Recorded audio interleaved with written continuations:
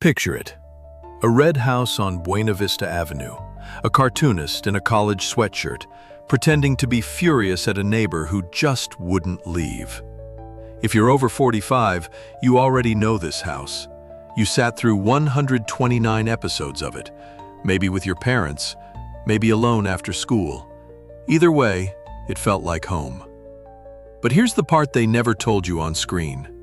3 of the actors in that house were quietly being mentored by the man at the center, and when he was gone, his passing marked the beginning of the end for that little house on Buena Vista Avenue.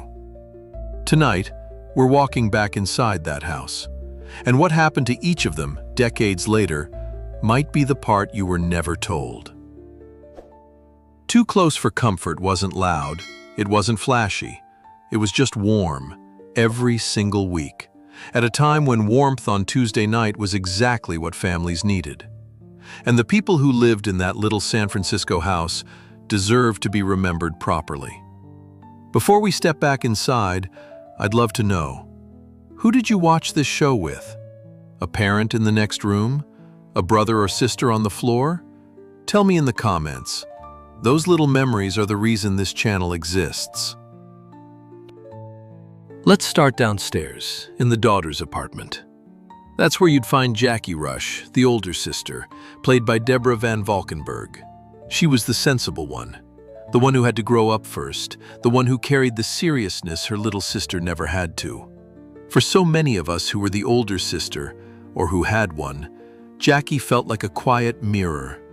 She made being the responsible one look a little less lonely. Here's something most fans forget. Before Debra Van Valkenburgh walked into that cozy sitcom, she had already stunned audiences as Mercy in the 1979 cult film The Warriors. That same year, she was running through the subways of New York. A year later, she was sitting on a couch in San Francisco, arguing with her TV father. Born in Schenectady, New York, she was only 28 when she first became Jackie. Today, at 73, she still carries the same spark we remember. She lives in Los Angeles, paints seriously, acts on stages across the country, and still turns up at Warriors reunions where fans can't believe she looks exactly the same. Pratt Institute trained her eye. Television made her famous, but art, it turns out, is where she quietly stayed. Downstairs, too, sitting on that same couch, was Sarah Rush, the younger daughter. The one every father in the show and in the audience worried about a little too much. That was Lydia Cornell. She was the sweet one, the sunny one, the daughter who made people smile the moment she walked into a room. For a generation of viewers, Sarah was pure warmth in a blue dress. She made Tuesday nights feel a little brighter just by being on screen. Here's a fact that might surprise you. Lydia Cornell is the great-great-granddaughter of Harriet Beecher Stowe, the author of Uncle Tom's Cabin, literary royalty hiding inside a sitcom. Born in 1953 in El Paso, Texas, she was 27 when she first played Sarah. Today, at 72, she wears every year beautifully. Life brought her challenges after the show ended, and she met them with remarkable courage. Since then, she's become an author, a lecturer at LMU Film School, a public speaker, and the host of a popular mental health podcast. More than 30 years of sobriety later, she mentors young women going through the same storms. And get this, she's quietly developing a Too Close for Comfort reboot with her writing partner and the original producers company. Sarah Rush might just walk back into that house someday. Before we go upstairs to meet the parents, there's one more face downstairs who was never supposed to stay at all. Hired for exactly 1 episode. That's how Jim J. Bullock entered this show. The producers brought him in for a single guest spot as an oddball neighbor named Monroe Ficus. And then something unexpected happened. Ted Knight adored him. So did the audience. They rewrote the show around him. Monroe was the goofy, lovable outsider who showed a generation of viewers that you didn't have to be polished to be loved. Born in 1955 in Casper, Wyoming, and raised in Odessa, Texas, he was just 25 when he first wandered through that kitchen door. Today, at 71, he radiates the same warmth decades later. He lives quietly in Palm Springs and has had an extraordinary second act on Broadway, starring in Hairspray as Wilbur Turnblad at the Neil Simon Theater, and later playing Edna, the role Harvey Fierstein made famous. Not bad for a man hired for one scene. By the third season, the show added someone the audience thought they already knew. Henry Rush's sharp, meddling mother-in-law, Iris Martin. She was played by Audrey Meadows. Some names arrive with entire histories attached. Audrey Meadows was one of them. Before she ever stepped into that San Francisco kitchen, she had spent years as Alice Cramden in The Honeymooners, standing toe-to-toe with Jackie Gleason and winning. She was the deadpan queen of 1950s television, a primetime Emmy winner, and, as part of The Honeymooners, was later inducted into the Broadcasting Hall of Fame. And here's the surprise most casual fans never knew. Audrey Meadows was the live-action model used to design Wilma Flintstone. Yes, that Wilma. Every time you pictured the original First Lady of Bedrock, you were picturing her. She was 60 when she joined Too Close for Comfort, still perfectly sharp, still able to land a one-liner with just a look. She left us in 1996 at 73. She rests at Holy Cross Cemetery in Culver City. But every time someone presses play on a Honeymooners rerun, she's still standing there saying, "Baby, you're the greatest," right back to us. If these names and faces are hitting you the way they're hitting me, I want you to know something. I read every single comment on this channel. Every memory you share lives on here. Stick with me. The best part of this story is still ahead. Upstairs, in the parents' apartment, there was a voice.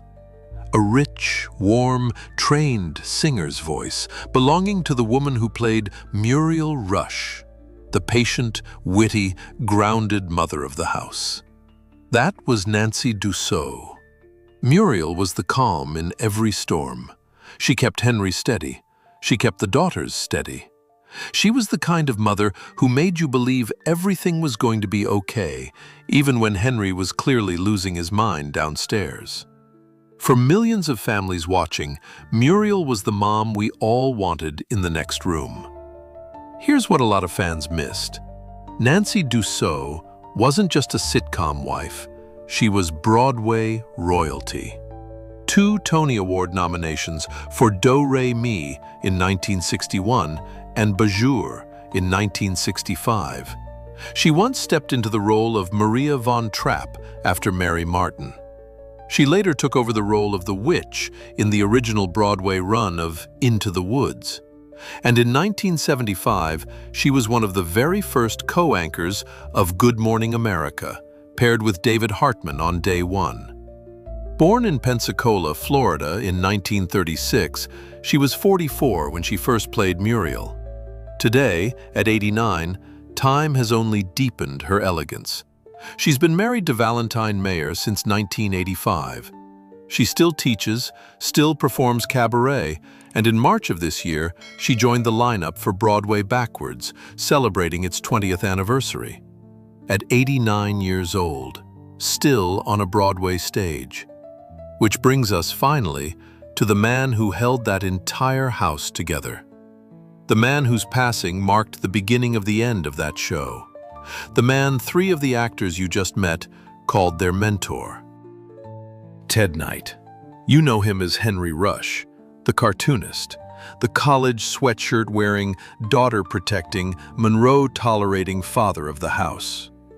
But long before any of that, there was a young man named Tadeusz Władysław Konopka. Born in 1923 in Terryville, Connecticut, to Polish immigrant parents, he dropped out of high school to enlist in World War II. He served as a combat engineer in the European theater. He came home with 5 battle stars, picked up a new name, and started chasing a life no one in his family had ever imagined. For viewers of a certain age, he was first Ted Baxter on the Mary Tyler Moore Show, the pompous newscaster who made you laugh until you hurt. 2 Primetime Emmy Awards in 1973 and 1976. Then came Judge Elihu Smales in Caddyshack. And then, finally, Henry Rush. For 7 years, the sweatshirts he wore on screen were sent to him by college students all over America, and he wore them proudly, like armor. But here's what the audience couldn't see. Off camera, Ted Knight was quietly mentoring the young actors around him. Lydia Cornell, Debra Van Valkenburgh, Jim J. Bullock. He was their father on screen, and something close to one off-screen. He taught them how to stand on a set, how to handle fame, how to be kind in a business that isn't always kind back. He kept filming almost to the very end. In January of 1985, just months before his illness worsened, he received his star on the Hollywood Walk of Fame. On August 26, 1986, he left us. He was 62. The show struggled to continue without its heart and wrapped up shortly after. Ted Knight. You know him as Henry Rush, the cartoonist, the college sweatshirt-wearing, daughter-protecting, Monroe-tolerating father of the house. But long before any of that, there was a young man named Tadeusz Władysław Konopka, born in 1923 in Terryville, Connecticut. To Polish immigrant parents, he dropped out of high school to enlist in World War II. He served as a combat engineer in the European theater. He came home with 5 battle stars, picked up a new name, and started chasing a life no one in his family had ever imagined. For viewers of a certain age, he was first Ted Baxter on the Mary Tyler Moore Show, the pompous newscaster who made you laugh until you hurt. 2 Primetime Emmy Awards in 1973 and 1976. Then came Judge Elihu Smales in Caddyshack. And then, finally, Henry Rush.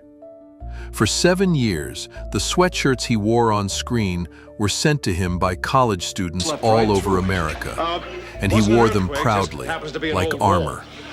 But here's what the audience couldn't see. Off camera, Ted Knight was quietly mentoring the young actors around him. Lydia Cornell, Debra Van Valkenburgh, Jim J. Bullock. He was their father on screen, and something close to one off-screen. He taught them how to stand on a set, how to handle fame, how to be kind in a business that isn't always kind back. He kept filming almost to the very end. In January of 1985, just months before his illness worsened, he received his star on the Hollywood Walk of Fame. On August 26, 1986, he left us. He was 62. The show struggled to continue without its heart and wrapped up shortly after. That's the house on Buena Vista Avenue. A father, a mother, 2 daughters, a neighbor who refused to leave, and a mother-in-law who refused to stop talking. 6 people who made so many of us feel a little less alone on a Tuesday night. The sweatshirts are still hanging somewhere. The theme song still plays in reruns, and somewhere, a little girl is still watching it beside her mother. So tell me, when you think of Too Close for Comfort, who do you see first? Ted Knight in that sweatshirt? Monroe knocking on the door? The 2 girls downstairs? I'd love to read your memory in the comments. I read every one. There are more stories like this one waiting. More living rooms, more Tuesday nights, more faces we haven't seen in far too long. Because these shows, they're still with us, and we're still here, remembering them together.